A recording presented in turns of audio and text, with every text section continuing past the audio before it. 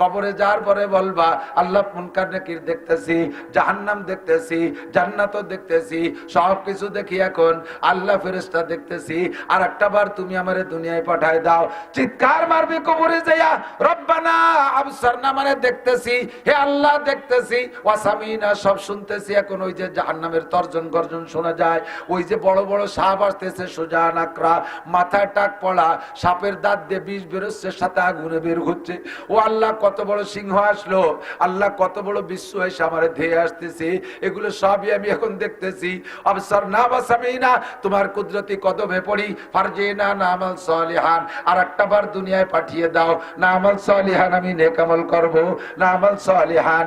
রব্বানা আবসারনা ওয়াসামিনা ফারজিনা নামাল সালিহান ইন্না মুকিনুন। এখন আমার 100% ইয়াকিন হয়ে গেছে, বিশ্বাস হয়ে গেছে, আমি ইমানদার হয়ে গেছি। আল্লাহ পাককে আবার বলবেন, রব্বানা আখরিজনা মিনহা ফাইন উদনা ফাইন্না জালিমুন। আল্লাহ কবর থেকে আরেকটা বের করে দাও, জাহান্নাম থেকে আরেকটা বার বের করে দাও, নামাল সালিহান, আল্লাহ নেক আমল করব। পুনরায় যদি অন্যায় করি তাহলে যে শাস্তি তুমি দেওয়ার কোনোদিন করব না, কোনোদিন আরো কোনোদিন কথা বলবো না। আল্লাহ পাক রব্বুল আলামিন জবাব দিবেন, ইকসাউ ফিহা, আজবাত আল্লাহ পাক বলবেন ইকসাউ ফিহা, পড়ে থাকার মধ্যে, ওয়ালা তুকাল্লিমুন, আমার সাথে কথাই বলবি না, থাক পড়ে, কথাই বলবি না আমার সাথে। ওয়ালা তুকাল্লিমুনি, ইয়ে বাদ দিয়ে কোরআন শরীফের ভিতরে ইয়েটাকে তাকফীফের জন্য বাদ দিয়ে ওয়ালা তুকাল্লিমুন বলে, এর মানে হলো ওয়ালা তুকাল্লিমুনি, আমার সাথে কোনো কথাই হবে না। আল্লাহুম্মা সাল্লি আলা মুহাম্মাদিন ওয়া আলা আলি মুহাম্মাদ কামা সাল্লাইতা আলা ইব্রাহিম ওয়া আলা আলি ইব্রাহিম ইন্নাকা হামিদুম মাজিদ।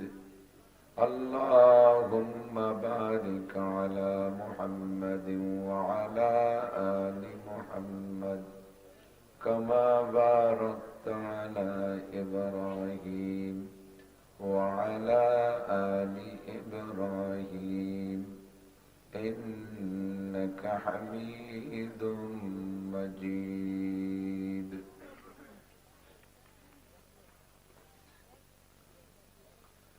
ঐতিহ্যবাহী বনগ্রাম দারুস সুন্নাহ কওমি মাদ্রাসা লিল্লাহ বোর্ডিং ও এতিমখানা পুরাপাড়া নগরকান্দা ফরিদপুর বাংলাদেশের উদ্যোগে আয়োজিত 20তম বার্ষিক ওয়াজ মাহফিল। অধ্যকার মাহফিলের সম্মানিত সভাপতি পীর কামেল জনাব আলহাজ হযরত মাওলানা মুফতি ইসমাতুল্লাহ কাসেমি সাহেব নগরকান্দা পীর সাহেব হাফিজাহুল্লাহ। এতক্ষণ পর্যন্ত বয়ান করেছেন আমাদের প্রাণপ্রিয় বক্তা, ফরিদপুরের গৌরব, সারা দেশের সুপ্রসিদ্ধ সুপরিচিত হযরতুল আল্লামা হযরত মাওলানা ওয়াহিদুজ্জামান সাহেব, অন্যান্য উলামায়ে কেরাম, মাদ্রাসার মুহতামিম সাহেব হুজুর, আসাতিজায়ে কেরাম, আজিজ আমতুলাবা, প্রাণপ্রিয় দেশবাসী, পর্দার আড়ালে বসে থাকা মা ও বোনেরা, অত্যন্ত শীত চলতেছে, শৈত্যপ্রবাহ সারা দেশব্যাপী। ভারত বাংলাদেশই নয়, শুধু সারা দুনিয়া জুড়েই শীতের সিজন এখন। বিগত কয়েক বছরের মধ্যে মোটামুটি এবছর শীত একটু ভালোই। ধনী হই আর গরিব হই, প্রত্যেকের ঘরে যার যার নিজের প্রয়োজন পরিমাণ শীত সামগ্রী আমরা ব্যবস্থা করে রাখি। মোটামুটি আরামাইশের ঘর বাড়িতে যার যেমন সম্ভব সে তেমন লেপ তোশক কম্বল জোগাড় করে রাখি। আরামের বেড বিছানা ফেলে রেখে জাহান্নামের প্রচন্ড ভয় অন্তরে রেখে, জাহান্নামের কঠিন ঠান্ডা এবং অসহ্যনীয় অসহনীয় আগুনের ভয়ে জান্নাতের বুক ভরা আশা নিয়ে দুনিয়ার কিছুক্ষণের শান্তি এবং দুনিয়ার কিছুক্ষণের কষ্ট, শান্তিকে ত্যাগ করে, কষ্টকে উপেক্ষা করে, হিদায়াতের আশায়, গুমরাহির ভয়ে, সওয়াবের আশায়, গুনার ভয়ে, শিরিক ও কুফর মুক্ত ঈমান গড়ার লক্ষ্যে বেদাত মুক্ত সুন্নতি আমলের প্রশিক্ষণ নেওয়া ও দেওয়ার জন্য আমাদের বাংলাদেশে আল্লাহ পাক রব্বুল আলামিন একটা উন্মুক্ত বিশ্ববিদ্যালয়, একটা ভ্রাম্যমাণ মাদ্রাসায় মাহফিলগুলোর ইন্তজাম করার ব্যবস্থা করে দিয়েছেন। তারই একটা অংশ হিসেবে আমরা বনগ্রাম মাদ্রাসায় বসতে পেরেছি। সন্ধ্যা থেকে নিয়ে ধারাবাহিক আহলে হক উলামায়ে কেরামের কাছ থেকে অনেক কথা শোনার সুযোগ করে দিয়েছেন। এরপরও শেষ অধিবেশনে আমি ছোট মানুষ, মূর্খ, অশিক্ষিত, দুর্বল মানুষ, আমার সাথে আপনারা একসাথে বসে আছেন, আল্লাহ আমাদের বসার তৌফিক দিয়েছেন। এ মর্মে একটু শুকর আদায় করে নিই, আলহামদুলিল্লাহ। যেহেতু প্রত্যেকে কিছু না কিছু ত্যাগ করে আসছিস, প্রত্যেকেই কিছু না কিছু ত্যাগ করে আসছি আমরা। কেউ ঘুম ত্যাগ করছি, কেউ মোবাইল ত্যাগ করছি, কেউ টেলিভিশন ত্যাগ করছি, কেউ গাঁজা ত্যাগ করছি, বিড়ি সিগারেট ত্যাগ করছি। কম বেশ সকলেই কিছু না কিছু ত্যাগ করেই আসছি যখন এ জায়গায় বসছি, এখান থেকে এই সময়টাকে কাজে লাগাই যাব। রাজি আছি না ইনশাআল্লাহ? হারগুলেরা রঙ্গ বইয়ে দেগারা, সব ফুলের এক রং আর এক ঘেরান হইলে ফুলের এত রকমারি আমাদের সামনে আসতো না। সব ফুলের যদি একই ঘেরান হতো আর এক রং হতো, তাহলে দেশের অনেক কিছু সাজাইতে বিভিন্ন রকমের ফুল লাগে, তাহলে তো সে সাজটা সুন্দর হতো না। লিকুল্লি ফান্নিন রিজাল, প্রত্যেক বিষয় আল্লাহ তাআলা আলাদা আলাদা মানুষ তৈরি করে রেখেছেন। সব মানুষ যদি এক কাজ পারত, তাহলে সব মানুষ এক কাজ পারলে, এক কাজ পারে আর কাজ পারে না, তাহলে সুন্দর হতো না। সব কাজও সব মানুষ পারলে তাও সুন্দর হতো না, সম্ভব না। কথা বলেন, বুঝেন নাই তা ঠিক করবেন কি করে? জুতা ব্যবহার করি সবাই, বানাতে কি সবাই পারি? প্রেসিডেন্ট সবচাইতে দামি জুতা পরে, মাননীয় প্রধানমন্ত্রী দামি জুতা পরে, শিল্পপতি কোটিপতিরা কত দামি জুতা পরে। আপনাদের এলাকারই সন্তান, আমরা বিভিন্ন সময় মিডিয়ায় দেখেছি, মুসা বিন শামসের, তার একটা কলমের দামি 5 কোটি টাকা। সুবহানাল্লাহ। কেন 3 টাকা দিয়ে একটা কলম কিনে কাজ সারবে, বাকি টাকা আমাকে গরিবকে দান করে দিলে আমরা খাই বসতে পারি না। তো যে যেমন ব্যক্তি তার জন্য সেরকম আসবাব ব্যবহার করে, প্রত্যেকে আলাদা আলাদা মাল, কিন্তু বানায় তো কেউ ব্যবহার করতে পারে না। প্রধানমন্ত্রী যদি বলা হতো তোমার জুতো জোড়া তুমি বানায় ব্যবহার করবা, জীবনেও জুতো পাই দিয়া লাগতো না, খড়ম পাই দিয়ে ঘোরা লাগতো, ঠিক না? তো প্রত্যেক কাজের জন্য আল্লাহ তাআলা মানুষও আলাদা করে রাখছে, প্রত্যেক মানুষের যোগ্যতা আলাদা। যত মানুষ আছে সমস্ত মানুষের কাজও আল্লাহ তাআলা ভাগ করে দিয়েছে। ওয়াইদা আরাদা শাইআন আইয়াকুলা লাহু কুন ফায়াকুন। আল্লাহ পাক রব্বুল আলামিনের এই মহান কুদরতের পর আমরা বিশ্বাস রাখি, আল্লাহর এই জগৎকে পরিচালনা করার জন্য কোনো মানুষ বা ফেরেশতা বা জিন কিচ্ছু লাগে না, শুধুমাত্র কুন শব্দ বললে সব হয়ে যায়। বিশ্বাস আছে না নাই?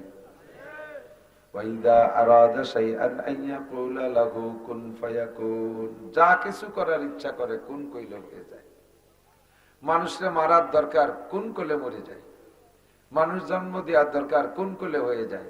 সূর্য বানানোর দরকার, কোন কোলে হয়ে যায়। চন্দ্র বানানোর দরকার, কোন বললে হয়ে যায়। যা কিছু একচেটিয়া সব। কিন্তু তারপরেও আল্লাহ তাআলা মানুষ মারার জন্য আলাদা একজন ফেরেশতা বানাইছে, নাম তার আজরাইল। মেঘ পরিচালনার জন্য একজনকে দায়িত্ব দিয়েছে, নাম তার মিকাইল। দুনিয়াকে ধ্বংস করার জন্য আর একজনকে বানায় দায়িত্ব দিয়েছে, তার নাম ইসরাফিল। আল্লাহর পক্ষ থেকে নবীদের কাছে বার্তা বহনের জন্য আর একজনকে আল্লাহ তাআলা দায়িত্ব দিয়েছেন, তার নাম জিবরাইল। এর কেউরে লাগে না, আল্লাহ তাআলা একাই সব পারে। পারে বিশ্বাস হয় পারে? এটা আল্লাহর কুদরত যে সব পারে, কিন্তু আল্লাহর নিজাম হলো সব জায়গার জন্য ব্যক্তি আল্লাহ তাআলা পার্থক্য করে রেখেছেন। কাজেই দুনিয়াকে চালানোর জন্য, সুন্দরভাবে পরিচালনার জন্য মানুষকে আল্লাহ তাআলা দায়িত্ব আলাদা করে দিয়েছে। ধর্মীয় অনুভূতিতে আমাদের যে দায়িত্বটা আসছে, এই দায়িত্বটা উলামায়ে কিরামের উপরই আল্লাহ চাপাই দিয়েছে। আল্লাহ পাক নিজেই উলামায়ে কিরামদের সার্টিফিকেট দিয়ে দিয়েছেন, ইন্নামা ইয়াখশাল্লাহ মিন ইবাদিহিল উলামা। উলামায়ে কিরামকে আল্লাহ তাআলা সার্টিফিকেট দিয়েছেন যে উলামায়ে কিরাম আমাকে ভয় পায়।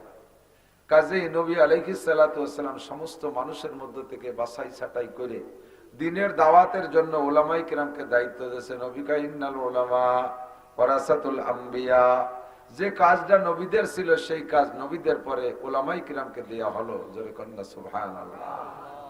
এবার উলামাই কিরাম এই ধর্ম প্রচারের অনেক সাইড ভাগ করে নিছি আমরা।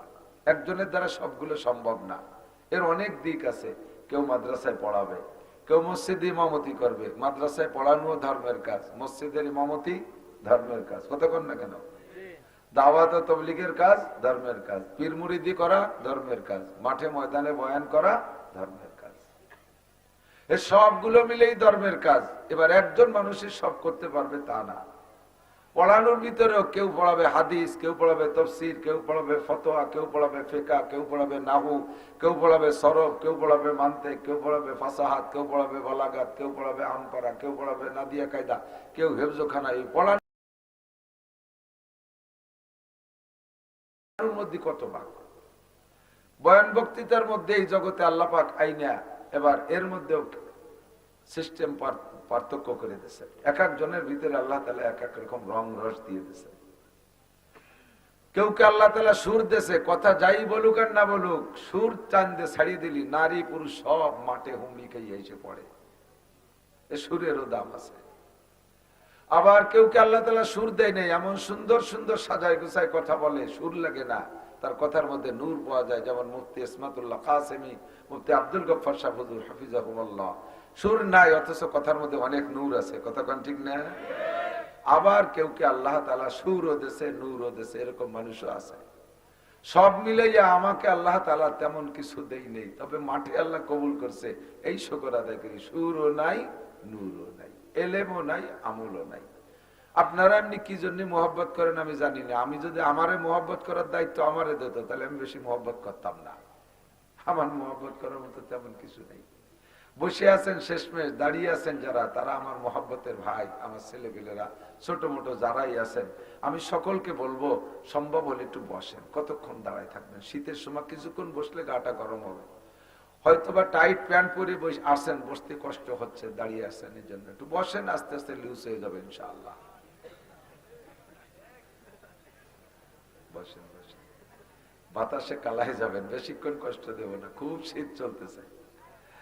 আল্লাহ বক্তারা স্টেজে বসার সাথে সাথে তো বক্তাদের উলামায়ে কিরামদের যার যার যে দায়িত্ব আল্লাহ দিয়েছে, তার মধ্যে সবচাইতে কঠিন দায়িত্ব বক্তাদেরকে আল্লাহ তাআলা দিয়েছে।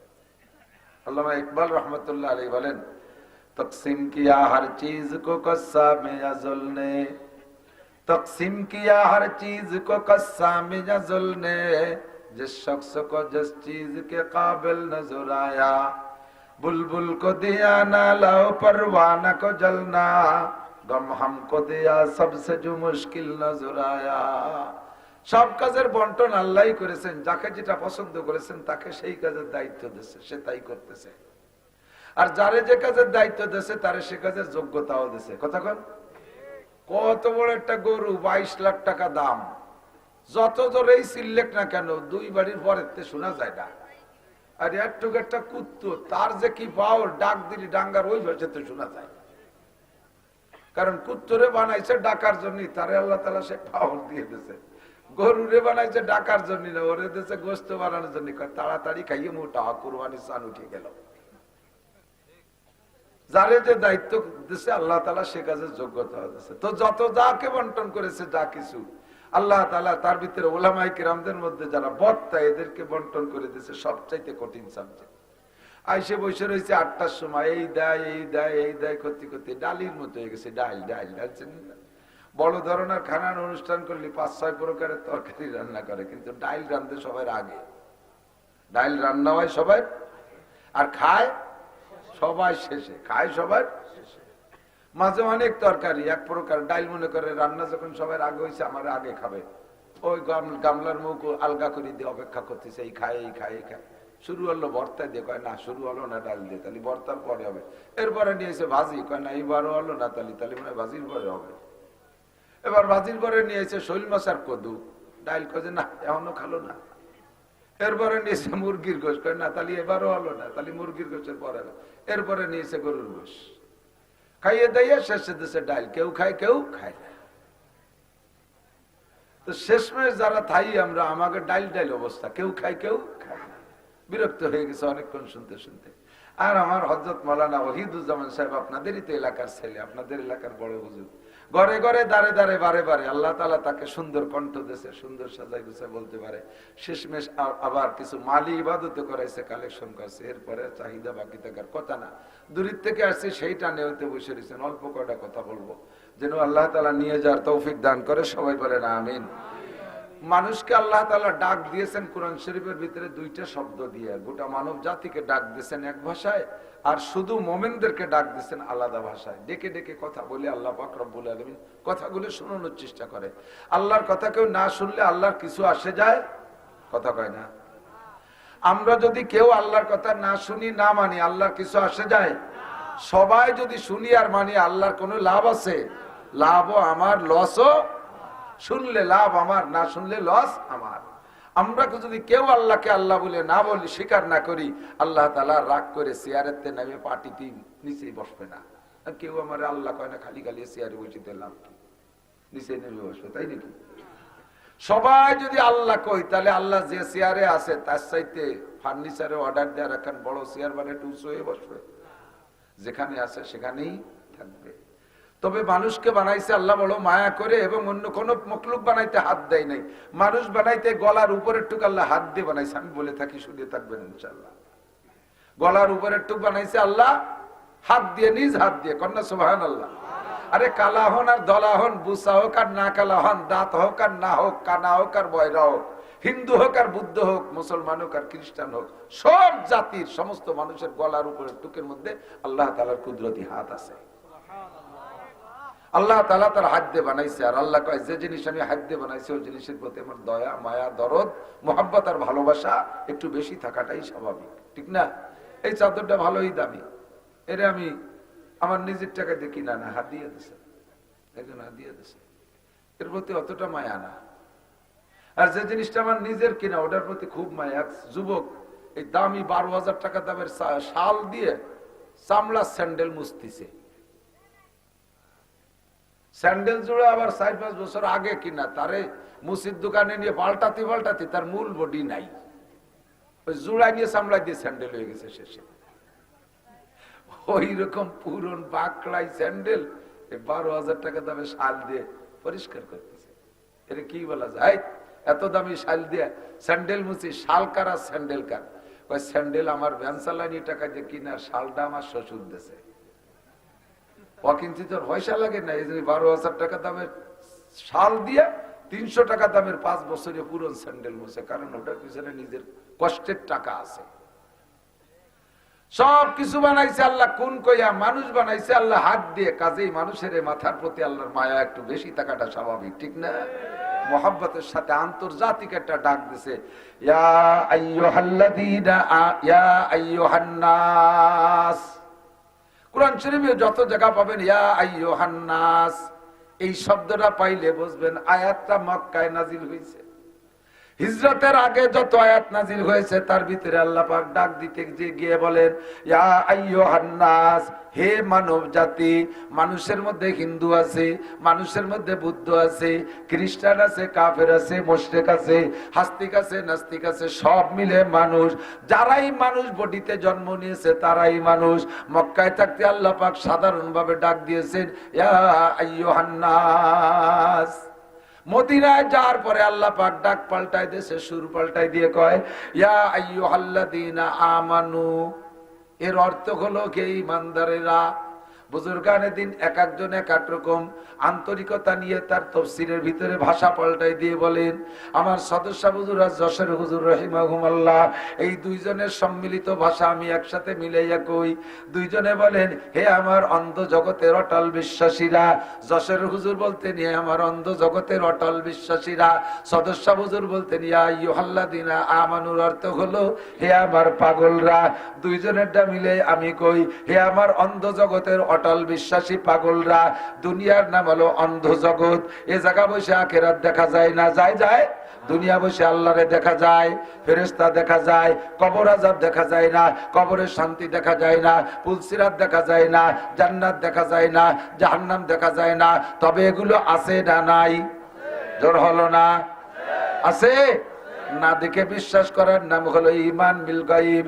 আল্লাহ কায় আলিফ লাম মিম যালিকাল কিতাবুল লা রাইবা ফি হুদাল লিল মুত্তাকিন আল্লাযীনা ইউমিনুনা বিল গায়ব। আরে মুমিন বলে যে না দেখে বিশ্বাস করে, দেখে বিশ্বাসের নাম বিশ্বাস না, দেখার পরে মানার নাম বিশ্বাস না, না দেখা সত্ত্বে যদি বলা হয় বলা কথারে বিশ্বাসের নাম হলো ঈমান। কতক্ষণ? আর না দেখে বিশ্বাস করে যদি তুমি বিশ্বাস করো তাহলে তুমি হইবা ইমানদার।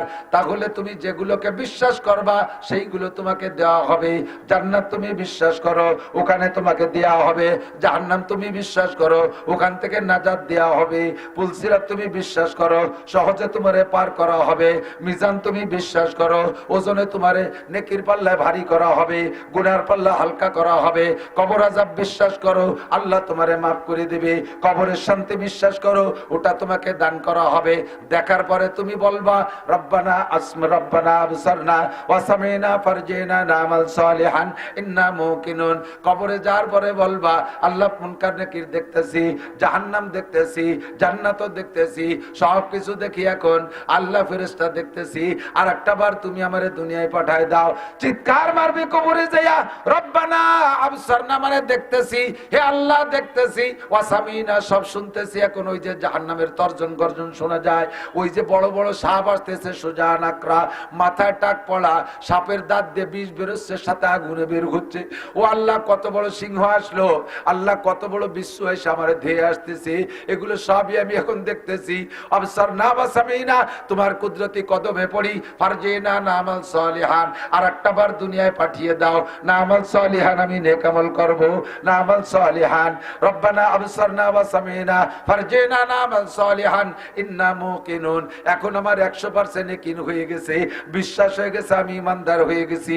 আল্লাহ পাককে আবার বলবেন রব্বানা আখরিজনা মিনহা ফাইন উদনা ফাইন্না জালিমুন। আল্লাহ কবর থেকে আরেকটা বের করে দাও, জাহান্নাম থেকে আরেকটা বার বের করে দাও।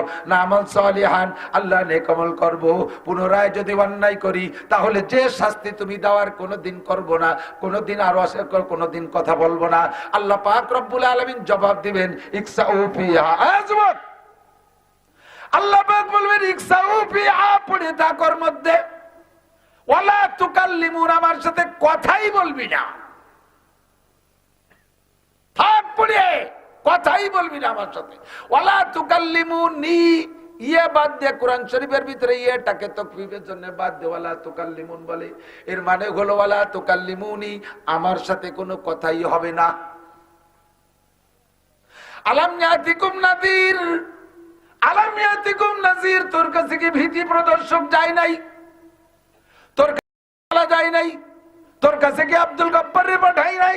তোর কাছে কি ইসমাতুল্লাহ রে পাঠাই নাই? তোর কাছে কি লিয়াকত রে পাঠাই নাই? আরে তোর কাছে কি ওয়াহিদুজ্জামান রে পাঠাই নাই? এই হিয়া মাহমুদ রে পাঠাই নাই? তোর কাছে কি জাফর আহমদ রে পাঠাই নাই? আরে তোর কাছে কি নাসিব দারে দারে ঘুরে নাই? তোর কাছে কি কোনো বয়ান বক্তৃতা হয় নাই? মসজিদের ইমাম সাহেব কি কোনো দিন জুমার দিনে বয়ান করে নাই?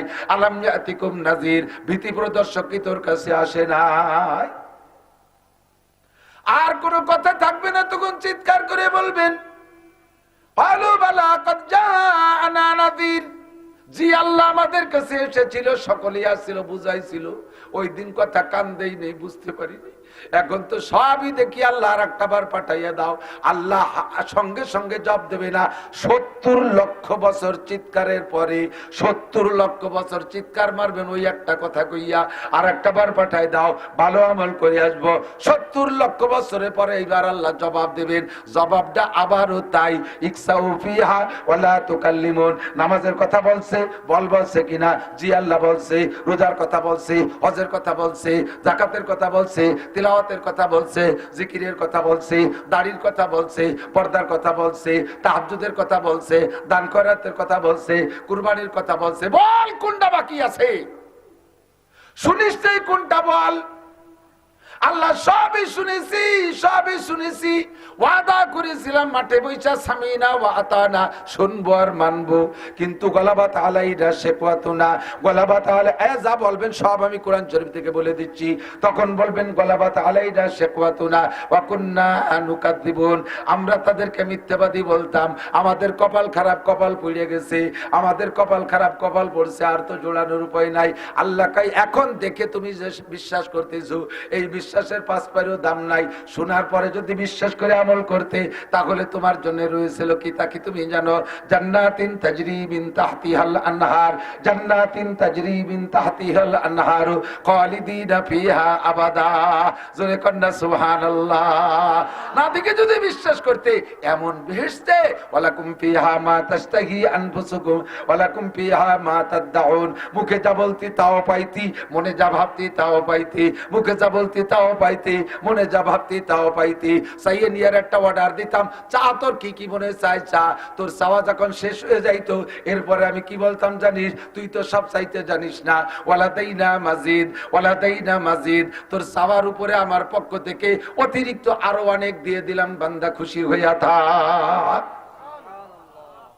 পারলি না তো নীতি। মাঝে মাঝে বলি দেখে ঠিক টাকা দেখার পরে যদি বিশ্বাস কর, বিশ্বাসের কথা বলেন, দেখার পরে চান, তা আপনারে দেওয়া হবে না। না দেখে বিশ্বাস করেন, তা আপনারে দেওয়া হবে। বাচ্চা হারুনুর রশিদের একটা গল্প আছে।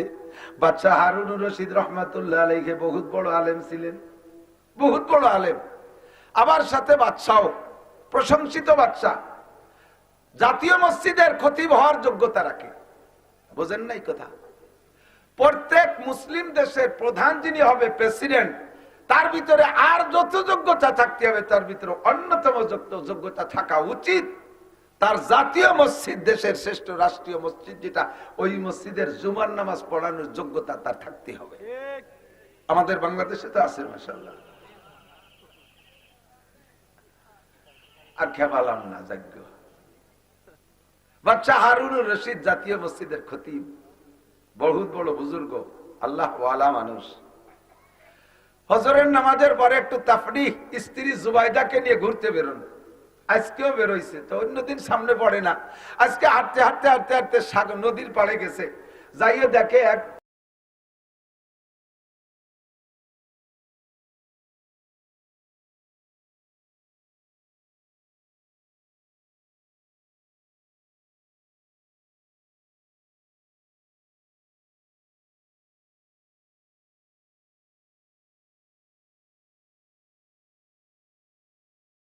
বাহলুল, নাম কি? বাহলুল, পরিচিত পাগল। কিছু কিছু পাগল থাকেন এলাকায় পরিচিত পাগল।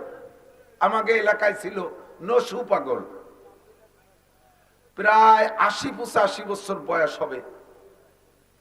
এবার গতবার মারা গেছে। নসু পাগল কইলে আমাদের ওই পাশে গোপালগঞ্জ জেলায় তো চেনেই, নড়াইলেও চেনে, বাগেরহাটও চেনে। নসু পাগল প্রসিদ্ধ পাগল। এই বাহলুল পাগল ওই রকম পাগল, ছোট বড় সবাই চেনে। তবে পাগল বড় বুদ্ধিমান পাগল। বৈশা নদীর পাড়ে বসে বালির মধ্যে আঙ্গুল দিয়ে এরকম আঁকা আঁকি করতেছে, পাগলের যে কাজ। তো বাচ্চা হারুনুর রশিদ আর জুবাইদা ওই জায়গা যাইয়া বাহলুল সালাম দেওয়া, আসসালামু আলাইকুম বাহলুল, কি করো? কয় যে বালাখানা বানাচ্ছে, জান্নাতের বালাখানা বানাচ্ছে, আঙ্গুল দিয়ে আঁকিয়ে কে বালাখানা বানাচ্ছে। কয় বালাখানা বানাই বানাই কি করতেছ? কয় যে বিক্রি করতেছি। কত দাম? কয় যে ১ টাকা। বাচ্চা হারুনুর রশিদ তামাশা করে, পাগল তুই বালাখানা চেনো? হ্যাঁ, জান্নাতের বালাখানা বালি দেয় কে কে, তাই ১ টাকা বেছে। কেনবেন নাকি? তাই কেন? তো বাদ দে, ১ টাকা জান্নাতের বালাখানা। জুবাইদা ভ্যানিটি ব্যাগের থেকে বের করে জুবাইদা মনে করছে যে হতেও পারে, পাগল টাগল মানুষ কইও বসতে পারে, যা হলে ওইও যেতে পারে। এইভাবে মোটামুটি একটা হালকা বিশ্বাসের পর আমার একটা বালাখানা দাও, ১ টাকা দেশে, ১ টাকা দেশে, আর ওনার নামে একটা বালাখানা বরাদ্দ দেশে। ওই কথার ভিতর দিয়ে ঘুরে ফিরে চলে আসছে। দুইজন সব হাঁটাহাঁটির পরে চলে আসছে, দিন কাটাইছে, রাত্রে আবার বিছানায় গেছে। আজকে রাত্রে ঘুমাইয়া বাদশা হারুনুর রশিদ রহমাতুল্লাহ আলাইহি দেখেন দুনিয়া ধ্বংস হয়ে গেছে, কিয়ামত হয়ে গেছে, হাসরের মাঠ কায়েম হয়ে গেছে, বিচার আচার শেষ হয়ে গেছে, প্রত্যেকে যার যেখানে যাওয়ার দরকার সব চলে গেছে। উনি একটা জান্নাত পাইছেন, সে জান্নাতে ঢুকছেন। এবার জান্নাতে যায় উনি জান্নাতের কলোনি দিয়ে হাঁটতেছে, হাঁটতে হাঁটতে হাঁটতে হাঁটতে কত দূর চলে গেছে, এটা ভালো ওটা ভালো দেখতে দেখতে দেখতে মাথায় যে দূরের থেকে দেখতেছে আলিশান একটা বালাখানা, বিশাল চমৎকার একটা বালাখানা, যেই বালাখানার আকর্ষণে উনাকে ওখানে টেনে নিয়ে গেছে। উনি কাছে যাইয়া দেখে বালাখানার গেটে দারোয়ান দাঁড়িয়ে আছে, সালাম দিয়ে বলছে, ভাই এটা কি? এটা জান্নাতের বালাখানা। কই এত সুন্দর বালাখানা, ভিতরে কেমন কি দেখতে যাওয়া যাবে? কয় না না না, আপনাকে যাইতে দেওয়া হবে না। কয় কেন? এটা যার বালাখানা সে যাবে। এটা বালাখানা কার? কয় গেটে লেখা আছে দেখেন, এটা জুবাইদার বালাখানা। গেটে লেখা বালাখানার মালিকের নাম, এটা জুবাইদার বালাখানা। উনি বলেন, জুবাইদা তো আমার স্ত্রী, স্ত্রীর বালাখানায় স্বামীর যার অধিকার আছে। কয় সে অধিকার আছে, সে অধিকার বলে যাবেন, তবে আগে জুবাইদা যাবে, তারপরে আপনি যাবেন, এমনি যেতে পারবেন না। কয় জুবাইদা এই বালাখানা পাইলো কিভাবে? আমার সাথে স্ত্রী সে, আমি আর সে তো একসাথেই থাকবো, বালাখানা আলাদা পাইলো কি করে? কয় সকালবেলা, গতকাল সকালবেলা বাহলুলের কাছে 1 টাকা দিয়া এই বালাখানা কিনছে, সেই বালাখানা জুবাইদা।